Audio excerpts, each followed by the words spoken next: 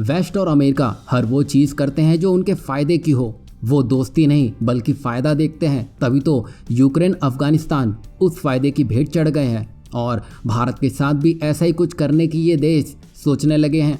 पर ऐसा होता उससे पहले भारत अपने ऐसे तेवर दिखाए कि ये सारे देश भीगी बिल्ली बनते हुए दिखाई दिए। असल में इन देशों का सामना हर बार बकरियों से ही हुआ है, असली शेर से कभी नहीं हुआ। तभी एक झटका तो भारत ने दिया है और दूसरा झटका दोस्त रूस ने दे दिया है। ये तो आप जानते होंगे, वेस्ट और अमेरिका ने जितने प्रतिबंध रूस पर लगाए हैं उतने और किसी देश पर नहीं लगाए हैं। और ऐसा सोच के ये देश सोचने लगे थे कि वो जीत गए हैं, लेकिन तभी रूस की मुद्रा रूबल ने अपना कमाल दिखा दिया। आपको ये जानकर हैरानी होगी कि रूस की मुद्रा रूबल ने खुद में इतने प्रतिबंधों को झेलते हुए भी जबरदस्त सुधार किया है और बुलंदियों के शिखर पर पहुंच चुकी है। बता दें कि साल 2022 में रूबल दुनिया की बेहतरीन प्रदर्शन करने वाली मुद्राओं में से एक रहा है और साल की शुरुआत से ही डॉलर के मुकाबले 11% ज्यादा मजबूत रहा है। इससे आप समझ सकते हैं कि जो देश रूस की लुटिया डुबाने की सोच रहे थे, आज वो अपने दम पर सबकी कश्ती डुबाने में लगा हुआ है। दरअसल पश्चिमी प्रतिबंधों से बचने के लिए रूस ने रूबल को बचाने के लिए कई तरह के रक्षात्मक उपायों की शुरुआत की थी।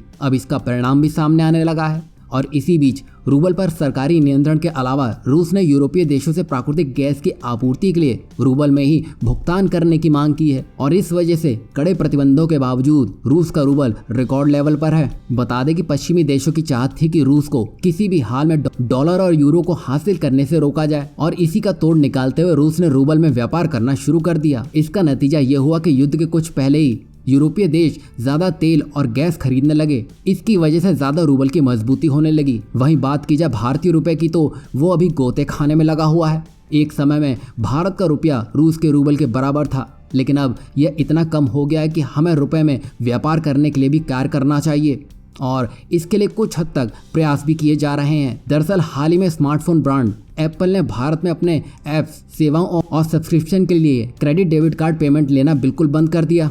दरअसल पिछले वर्ष आरबीआई ने ऑटो डेबिट पेमेंट के लिए कुछ गाइडलाइन जारी की थी। इसमें किसी भी ऑटोमेटिक पेमेंट से 24 घंटे पहले बैंक को यूजर को एक प्री डेबिट नोटिफिकेशन भेजना अनिवार्य है। साथ ही 5,000 रुपए से ज्यादा की पेमेंट को ओटीपी के बिना पूरा नहीं किया जा सकता है। इन जटिल गाइडलाइन के चलते एप्पल ने क्रेडिट डेबिट कार्ड का पेमेंट मेथड ही हटा दिया है। इससे आप समझ सकते हैं कि अमेरिका और वेस्ट किस हद तक खतरनाक हैं।